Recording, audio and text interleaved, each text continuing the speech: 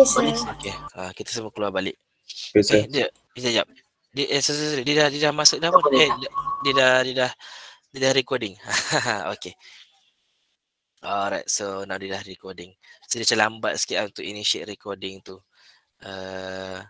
And I am presenting. Maknanya semua orang dah nampak saya tengah present juga Okay, nampak slide ni kan? Slide domain Eukarya ni nampak? Nampak, sir. Nampak. Okay. So bismillahirrahmanirrahim. Alright. So yang ini nampak kita minggu lepas kita dah bincang yang ni. We have discussed about the two domains archaea and bacteria. We also have discussed eukarya, kingdom protista.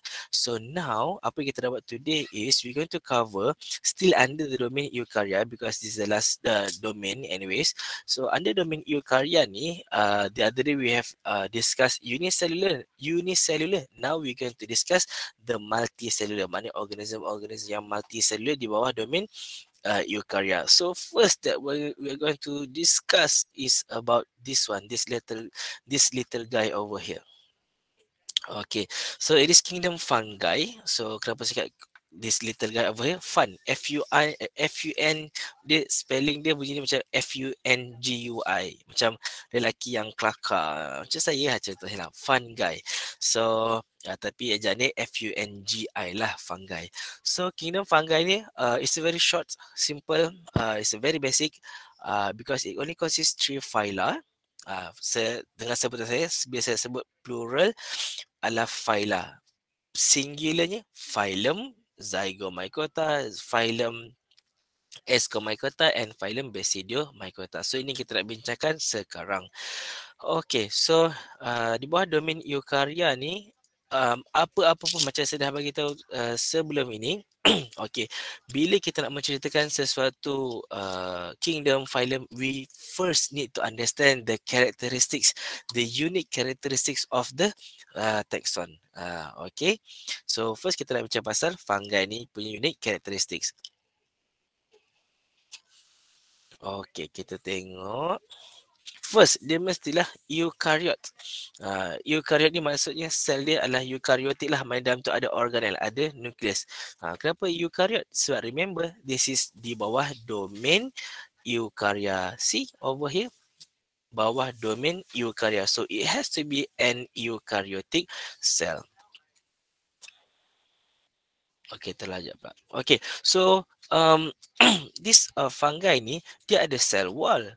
Lepas tu you guys akan tertanya dengan saya, sir, since dia ada cell wall, kenapa kita tidak letak saja dia dekat dalam kingdom plantae? Kenapa mau susah-susah asingkan dia? Kenapa nak mesti buat another kingdom untuk kita study untuk dia kan?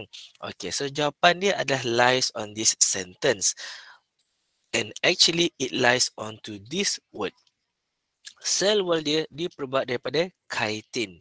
Kalau plantae dia punya sel wall ni diperbuat daripada selulose. So itulah perbezaan utama. Itu adalah syarat paling utama untuk masuk dalam kingdom fungi. Okay. And on top of that, dia punya food storage-nya adalah dalam bentuk glycogen ataupun dalam bentuk lipid droplets. Human, animal, dia punya food storage dalam bentuk glycogen. Memang kita macam itulah. Fungi pun glycogen juga. Main dia tak sama macam plants. Kalau plants, dia punya food storage-nya adalah starch. So sebab itulah kita tak boleh letak fungi ni di bawah kingdom plantae. Korang akan tanya saya, sir, kan mushroom, fungi ni contohnya macam mushroom, cendawan-cendawan tu lah kan. Kenapa kita tak letak fungi ni di bawah kingdom plantae? Kan dia macam pokok je. Saya tengok macam pokok je. Macam sama je kan dia pokok. No, because of these two main criteria. Sebab dia punya cell wall-nya chitin. And dia punya storage of food adalah glycogen. Dia tak sama macam plants. Itulah sebabnya. Kalau soalan objektif nanti keluar dalam chapter dalam UPS nanti, dia katanya, kenapa fungi tak masukkan dekat dalam plantae? Inilah sebabnya. This one and this one. Okay. Next, dia adalah heterotroph. Ini ciri yang ketiga pula. Kalau plant, dia autotroph. Dia boleh buat makanan sendiri. This one tak boleh buat makanan sendiri dan dia hanya boleh absorb nutrients iaitu secara saprozoik. Dia absorb. Okay. So dia boleh act as a decomposer. Okay. Dia break down and absorb nutrients daripada non-living organism. Okay. Dia juga boleh buat secara mutualist, secara saling bekerjasama. Okay, dia absorb nutrient daripada host tapi dia benefit daripada host. Contohnya mycorrhizae and lichen. Nanti kita akan tengok. Okay, yang ni pula adalah parasite. Okay, contoh fungi juga boleh bertindak sebagai parasite. Kalau parasite ni dia absorb nutrients daripada cell of living host. Maksudnya dia dia tinggal pada living organism, lepas tu dia sedut nutrien living organism tersebut dan living organism tu akan mengalami kerugian lah. Maksudnya kerugian dari segi kekurangan makanan dan sebagainya dan dapat penyakit. Dari segi body structure, okay, body structure ni this fungi ni dia adalah multicellular. Dia bukannya unicellular. Sebab tu dia masuk kat kingdom bawah ni kan. And dia punya structure ni adalah thread-like filaments. Dia berbentuk filament yang berbentuk macam berbenang. Thread macam benang. Yang dipanggil sebagai hyphae. Okay. So hyphae ni dia consist of tubular cell wall. Dia adalah cell wall yang berbentuk macam tube. Macam tube salur air lah, macam tu. Okay. Surrounding the plasma membrane of the fungal cell. Okay. Hyphae grow and form tangled mass or tissue-like network called mycelium. So hyphae ni boleh berapa banyak bila dia berserabut macam tu, kita panggil sebagai mycelium. So ini adalah mycelium. Okay. So setiap satu berbenang ini dipanggil sebagai hyphae. Okay, kalau singularnya adalah hypha. So mycelium ni adalah keseluruhan ini semua sekali yang macam ni. So ni sebenarnya mycelium, setiap berbenang itu adalah hyphae. Okey. Lepas tu ada dua jenis hyphae, sama ada yang ada septate ataupun sinusoidik, iaitu tidak ada septate. Apa itu septate? Apa itu septum? Ini pembahagi antara satu sel dengan satu sel yang lain. Bermaksud antara satu nukleus dan satu nukleus ada wall-wall, ada dinding-dinding yang memisahkan mereka. Sinusoidik ni pula dia tak ada. So dalam satu hollow structure tu dia tak ada pemisah antara satu nukleus dan satu nukleus lain, yang open structure terus macam tu. Okey. So ini gambaran yang lebih mudah. Okey, septate hyphae ni setiap nukleus tu ada dibahagi dengan sel dengan septum kita sendiri. Yang ni kalau ada lebih pada dua nukleus lah. Yang ini sinusoidik. Tak ada dinding pemisah antara satu nukleus dengan satu nukleus. Ini nukleus bukannya biji benih, bukannya bukan, itu adalah nukleus. Okay, some fungi have specialized hyphae yang adapt untuk trap and kill prey. Okay. Ataupun used to extract nutrient.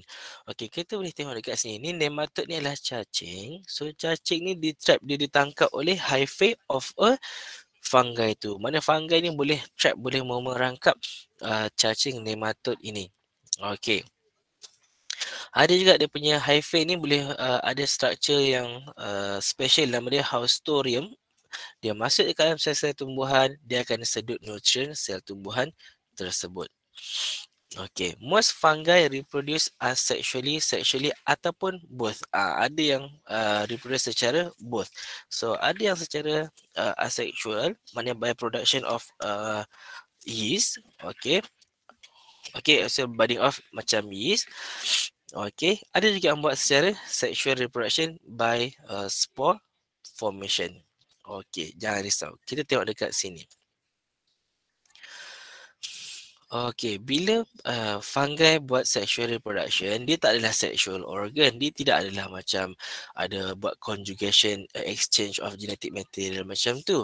Dia hanya ada gender plus dan gender minus ataupun salah satu. So, dalam fungi dia tak ada jantan, tak ada betina. Dia hanyalah plus dan minus. Maksud plus minus ni maknanya opposite ni lah, opposite interactions. Itu sahaja. Okay, next. Yeast dia boleh reproduce asexually by budding off. Maksudnya macam ni. Ni contoh yeast, dia bust off. Yang bust off ni akan jadi new organism, akan jadi yeast yang baru. Okay, so sekarang kita akan tengok kepada classification of fungi. Okay, classification of fungi ni kita baru nak tengok kelas-kelas fungi. Okay, kita boleh bahagikan fungi kepada 3 phyla. So, phylum yang pertama Zygomycota, Ascomycota and Basidiomycota. Okay. So, saya nak korang hafal lah. Ingat susunan dia ni ZAB. Z, A, B. Kenapa saya nak korang hafal susunan ni adalah Z ni paling primitif atau paling basic. Kemudian dia advance sedikit, Ascomycota. Dan yang paling advance untuk fungi adalah Basidiomycota. Nanti kita akan tengok, we look on why ataupun how makes this each of this lebih advanced compared to others. Okay. Sekejap yang ni. So dia ada tulis dekat sini. Kenapa dia macam ni Sekejap. Barulah betul. The organization ataupun the classification of fungi ni adalah berdasarkan dia punya spore bearing structure, iaitu berdasarkan nama yang pegang spore dia tersebut. So maknanya kenapa nama dia ni Zygomycota? Sebab nama structure yang pegang spore dia spore bearing. Bearing tu bukan bear. Bear tu bukannya beruang. Bear ni maksudnya pegang, yang membawalah, yang mengandunginya itulah. Okay, spore bearing structure-nya adalah nama ni hampir macam nama Zygomycota, iaitu zygospore. Kita akan tengok sekejap lagi. Okay, so kita tengok kepada the first phylum, which is phylum Zygomycota. Contoh organismnya adalah Rhizopus sp. Okay, so untuk Rhizopus sp ni, dia akan reproduce secara sexually by producing zygospore. Nampak nama sporenya adalah zygospore, which is this one, yang warna coklat ni. That develop in zygosporanya. Maksudnya develop in zygospore, yang pegang spore tu yang saya tengah pegang sekarang ni namanya adalah zygosporanya. So the spore bearing structure name-nya adalah zygosporanya, sebab tu nama phylumnya Zygomycota. Okay. So Rhizopus sp ni adalah bread mold, iaitu kulat roti. And they also can reproduce asexually by producing haploid spores in sporangia. So iaitu adalah extra features dia. Okay. And macam saya dah bagi tahu, Zygomycota ni dia agak primitif, kira dia paling basic. Okay. So dia adalah sinocytic. Okay, apa itu sinocytic? Kalau korang ingat balik, dia punya hyphae tu tidak ada septa. Nampak hyphae dia tu tak ada wall dia. Yang ni dia. So dia kira macam primitif sikit lah. Maknanya macam kalau contoh kita bayangkan nak bandingkan rumah dengan kemah. Kemah tu bila kita tinggalkan, dia tak ada wall-wall dekat dalam tu kan. Macam seorang just tinggal macam tu sahaja. Kalau dekat rumah kan ada bilik-bilik yang khas-khas untuk setiap orang. So kan itulah maksudnya dia lebih advance lah berbanding dengan yang sinocytic ni tadi. Okay. So hyphae dia adalah sinocytic. So ini adalah kalau secara asexual. So maknanya dia ada sporangiopore, itu tangkai dia tu.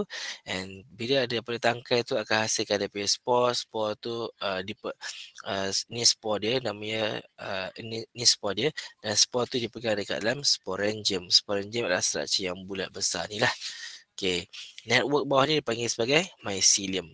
Setiap satu thread ni dipanggil sebagai hypha. Ada yang cuba masuk. Okay. Next adalah phylum Ascomycota. Okay. Phylum Ascomycota ni contohnya adalah Penicillium sp. So dia boleh reproduce dia reproduce sexually by producing ascospore. Nama sporenya adalah ascospore. So apakah nama spore bearing structure-nya adalah asci. Okay. So asci ni dia berbentuk macam cup, macam cawan macam tu. Okay. So sebab tu nama filem ni ialah Ascomycota. And dia boleh reproduce asexually by producing conidia yang form at the tip of the conidiophores. So conidia ni structure dia, kat sini pun ada gambar dia, dapat tangkai tu conidiophore, okay, dan dia punya buds of dia tu adalah conidia. Seterusnya dia punya filem. Dia punya hyphae tu adalah septate. Bermaksud dia ada wall. Satu saya cakap Ascomycota ni dia dah advance sedikit lah berbanding dengan yang sebelumnya.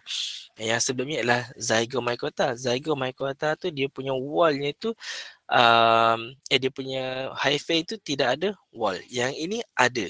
Ada septate itu. Okey. So dalam filem Ascomycota ni contohnya dalam Penicillium sp. Ni adalah conidia dia.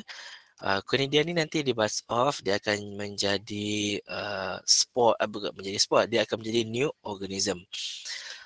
Yang ni conidiophore dia punya tangkai dia. So maknanya kita kena ingat dalam Ascomycota dia memang boleh buat dua cara, sexual dan asexual. Yang ini adalah asexual, tanpa perlukan jantan betina dia dah boleh terus hasilkan new organism. Yang sexual tadi tu dia kena ni lah, ada jantan dan betina yang dia pegang dekat dalam asci ni tadi. Yang ni contohnya adalah kulat yang terdapat pada pada buah, pada tumbuh-tumbuhan. Okay. Next adalah filem Basidiomycota. Okey, untuk Basidiomycota ni dia hanya reproduce bisexually sahaja.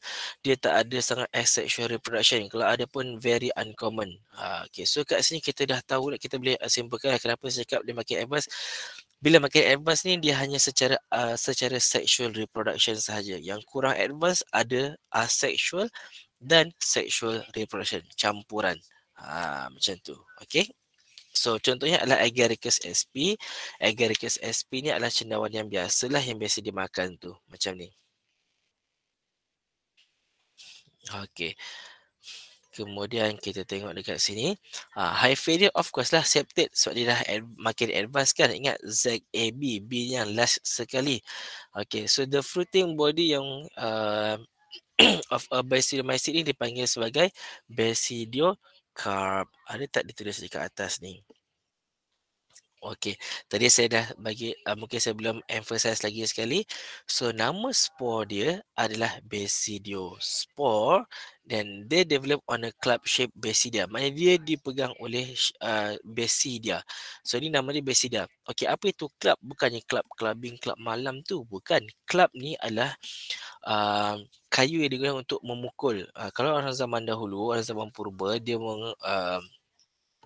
dia hunt animal, dia pukul animal tu pakai kayu pemukul yang besar. So kayu pemukul besar tu dipanggil sebagai club. Macam ni lah. Okay. So dia macam lebih kurang macam kayu baseball macam tu, tapi dia lebih besar. Sebab tu dipanggil sebagai club shape. Macam club. Namanya Basidia. Sebab itulah nama filem ini Basidiomycota. Mycota ni adalah nama ni lah, nama untuk fungi. Okey, so saya ulang.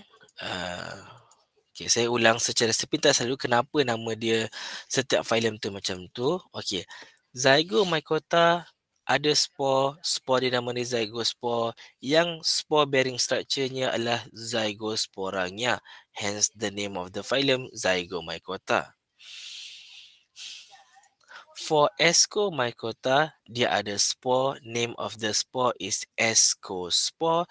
Name of the spore bearing structure yang pegang dia, structure yang pegang spore tu adalah namanya asci ataupun ascus, berbentuk cup, berbentuk cendawan. Berbentuk cawan. Okey. Sebab tu nama dia asci, sebab tu nama dia Ascomycota.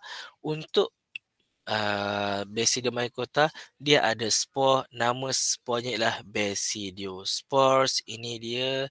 And dia dipegang oleh structure namanya Basidia, iaitu spore bearing structure ialah Basidia. Hence name of the phylum is Basidiomycota. Dan Basidium mycota ni tak buat sangat asexual reproduction. Hanya certain few species sahaja yang ada asexual reproduction. Next, kita nak tengok importance of fungi, peranan fungi, ciri-ciri apa, inilah peranan dia.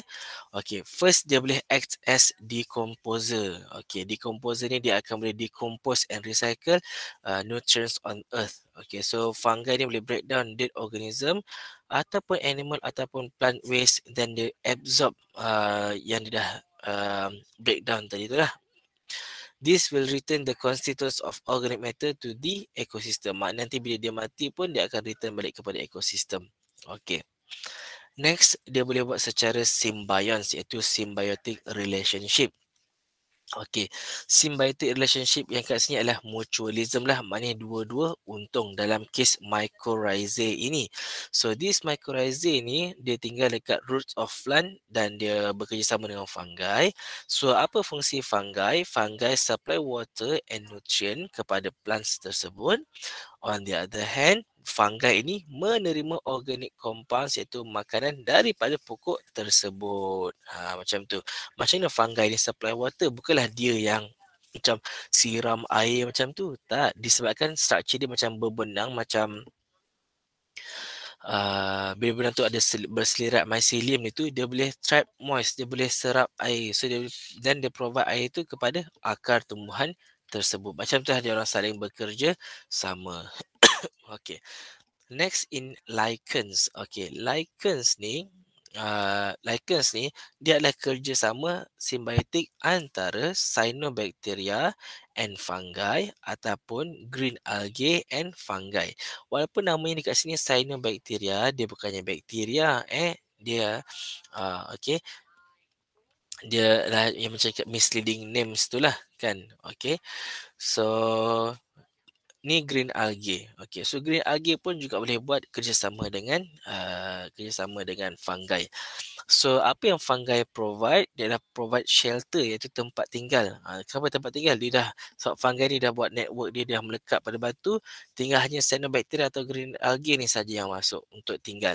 Dan dia akan juga provide water and minerals. Manakala cyanobacteria atau algae ni tadi, dia akan provide organic compound kepada fungi tersebut. Sebab fungi ni tak boleh nak buat makanan sendiri. Yang algae ni dia boleh buat makanan sendiri. Sebab dia kan macam ala-ala tumbuhan, kan. So ini adalah gambar red lichen living in Antarctica. So tumpuk-tumpuk merah itulah lichen tersebut. So lichen ni adalah kerjasama antara fungi dan juga algae. Okay. Yang ini pun yang ada juga dekat rocks, dekat batu-batu tu. So yang melekat macam tumpuk-tumpuk tu kan. Tu. Itu juga adalah lichens. Okay. Dia juga boleh bertindak sebagai pathogen yang menyebabkan disease, menyebabkan penyakit. Sama ada kepada tumbuhan, jugalah kepada haiwan ataupun animal. So dekat plant pathogen, dia boleh cause many plant diseases, yang dia boleh kill plants and juga cause sickness and death kepada animal yang makan pokok tersebut. Pokok yang dah di-infected by the fungi. Sebab kadang memang kita tahu kan, fungi ni ataupun cendawan ni sebenarnya adalah banyak beracun. So kepada human and animal pula, fungi mostly invade skin, nails ataupun hair. Maksudnya dia boleh masuk dekat celah-celah kulit kita, masuk dekat celah-celah kuku kita dan juga masuk dekat celah-celah rambut. Contohnya ringworms macam ni. Ringworm. Kalau ringworm ni nama je worm, tapi dia bukannya lah worm pun, bukannya ulat pun. Nama sahaja. Common especially among children. Okey, ni kalau dekat plants, okey, contohnya dia akan menyebabkan ergot disease. So ergot disease ni dia ni nama Ascomyces ni, nama fungi yang akan grow on rye, iaitu cereal, pokok-pokok cereal, dan dia akan membentuk purple structure ni. Purple structure ni yang dipanggil sebagai ergots. So ergots ni animals akan suffer from the ergot disease kalau dia makan the infected rye, dan dia boleh mati juga. Okay. Dan of course lah, bila dia buat macam ni, pokok rye ni, pokok cereal ni akan mengalami kekurangan nutrien sebab nutriennya diserap oleh, bukan disedut diserap oleh fungi ni tadi. Next, athlete's food. Ni di dalam human atau animal juga lah. Athlete foods ni, ni yang tumbuh ni sebenarnya bukan bakteria atau ni. Ni adalah fungi. Pelik kan? So, kenapa boleh berlaku macam ni? Biasa kaki tu dia dekat dalam kasut yang terlalu lama dan kasut yang tidak ada pengudaraan yang bagus. Maknanya dia sentiasa lembab, sentiasa macam beruap dekat dalam tu. So fungi boleh hidup dekat situ. So kalau buka tu memang busuk lah. So in commercial importance dia boleh buat in yeast fermentation. Okay, yeast fermentation ni ada banyak lah dia punya function dia untuk buat roti, dalam wine making, beer making and other fermented beverages. Dekat dalam cheese pun ada juga patches of fungi ni, tapi ini selamat untuk dimakan lah. And last but not least, dalam pharmaceutical adalah penicillin. Okay, penicillin ni digunakan untuk buat antibiotik untuk treatment against bacterial infection. So sekarang ni kita dah settle untuk kingdom fungi. So saya akan pergi sepintas dulu sedikit sahaja berkaitan kingdom plantae. So untuk kingdom plantae ni kita ada 4 groups. Okay, so ada bryophyte ni semua kita akan tengok sekejap lagi. Kita akan tengok sekarang. Okay. Jangan risau, saya akan tamatkan tak lama lagi dah. Okay. Saya nak cuba target sehingga sampai slide number 6 ni sahaja for plantae. Sebab supaya saja nak bagi idea kepada korang, pasal korang boleh gerak sendiri. Lupa nak cakap, esok cuti kan, so memang tak ada kelas lah. Jangan tanya paksa, kelas pukul berapa? No. Esok saya nak pergi holiday. As you guys should do as well. So untuk esok walaupun holiday, jangan ingat korang akan free sangat lah, tapi saya akan bagi tugasan ringkas sedikit. You guys akan boleh buat dalam your spare time. Nanti saya akan assign sama ada you guys perlu untuk tonton video ataupun you guys perlu study lecture notes ni. Nanti saya akan beritahu. Okay, dalam group insyaAllah. Okay. So bawah kingdom plantae, di bawah kerajaan plantae, so kita nak tengok apakah dia punya unit-unit karakteristik dia. Tapi sebelum tu kita nak kita dekat dia punya groups dia. Dia ada 4 groups. Okay, so tolong hafal susunan groups ni. We will start first with bryophytes, pteridophytes. Okay, look how do I spell it, how do I pronounce it. Saya akan pecahkan pronunciation saya tu satu persatu. Pteridophytes. Dia silent T. Dia silent T, dia silent P, dia macam T saja. Pteridophytes, gymnosperm dan angiosperm. BPGA, bukannya PUBG BPGA. Kenapa saya nak korang hafal susunan ni? Bryophyte ni paling primitif, paling noob. Pteridophyte ni up sikit, BBNU, budak-budak baru nak up. Gymnosperm ni dia dah amateur, dah up sikit lah, dah pro sikit lah, dah pandai sikit lah.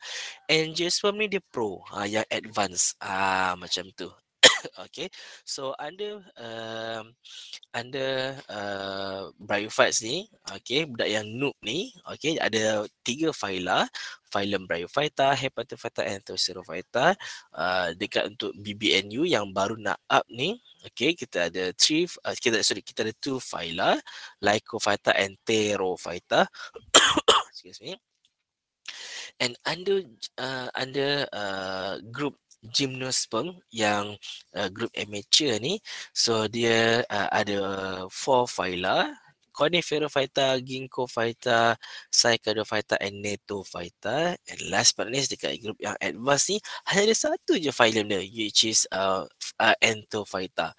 Tapi dekat bawah tu kita akan asingkan dia sikit lah, di bawah kelas Monocotyledon and Dicotyledone. Okay. Mana tadi tu? Okay. So here are the characteristics of plantae. First and foremost, mestilah dia multicellular eukaryotes. Kenapa multicellular eukaryotes? Kau tengoklah dekat sini. Sekejap, saya minimize yang this one. Tolak belakang sebab dah settle.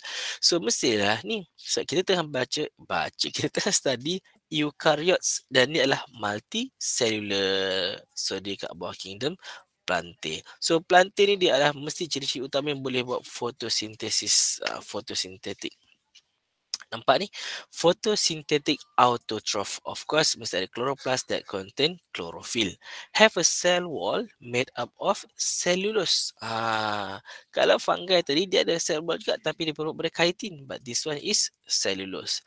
Food storage adalah dalam bentuk starch. In fungi, food storage adalah bentuk glycogen. Reproduce sexually or asexually, life cycle dia shows alternation of generation. What is alternation of generation? Ni, it is a life cycle in which there is both multicellular diploid form, the spore dipanggil sebagai sporophyte, dan juga ada multicellular haploid form yang dipanggil sebagai gametophyte. Bermaksud organism itu, pokok tu, dia dalam keadaan dia hidup multicellular tu, ada yang dalam keadaan diploid dipanggil sebagai sporophyte, ataupun ada dia hidup dalam keadaan haploid yang dipanggil sebagai gametophyte. Dia akan bertukar, saling bertukar generation itu. Okey. Macam contohnya dekat sini kan. So ada je masanya dia hidup dalam keadaan multicellular, bukannya unicellular, dalam keadaan haploid. Selepas berlaku fertilization baru dia menjadi diploid. Macam tu. Okey, ini adalah last slide yang kita nak bincangkan. So, kita classify plantain ni, we group them into 4 groups. Macam saya dah bagi tahu, groups ini ni ya. Okey. Di bawah domain adalah kingdom, bawah kingdom adalah phylum.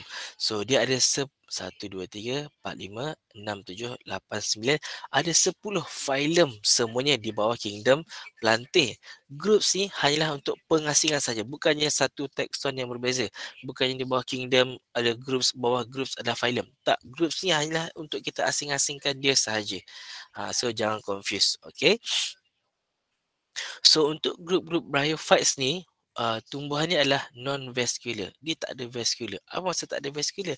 Dia tak ada xylem and phloem. Yang macam kau dah belajar dekat sekolah menengah, and maybe sekolah rendah pun kau dah belajar juga. Tak ada xylem and tak ada phloem. So yang manakala yang grup yang lain dia ada vascular. Sebab tu saya cakap bryophytes ni adalah paling primitif. Yang paling noob. Sebab dia tak ada xylem and phloem pun. So mostly kalau kita tengok ciri-ciri bryophytes ni, dia kena tinggal dekat kawasan yang moist and damp environment. Sebab apa? Sebab dia kena hanya sentiasa bergantung kepada lembapan di luar untuk dia serap. Macam tu. Okay, and then kita boleh tengoklah dia punya unique characteristics dia yang lain. Okay, so untuk vascular plants yang pula, sama ada kita akan bagi sama ada tidak ada biji benih ataupun ada biji benih. Seedless, tak ada biji benih. Seed, ada biji benih lah. So yang ni ada vascular tapi tak ada seed. So itu adalah kumpulan-kumpulan pteridophytes. Yang ada biji benih pula, sama ada biji benih tu adakah dia di-enclose, dikelilingi oleh buah, tersimpan dekat dalam buah. Kalau tidak ni, not enclosed, dia adalah gymnosperm. Kalau dia biji benih dekat dalam buah, dia adalah angiosperm. Okey, korang boleh baca lagi dekat dalam nota kuliah ni. Okey, nanti insyaAllah esok cuti, lusa kita akan bincangkan, lusa means on Wednesday. Perbincangan tu selepas pada ni, okey, kalau macam saya bagi tahu, saya tak spend too much time for this chapter. Okey, perbincangan yang seterusnya itu adalah mungkin hanya dalam bentuk perbincangan soalan ataupun saya akan minta feedback daripada you guys. So maknanya selepas ini kelas tak semestinya dalam bentuk Google Meet.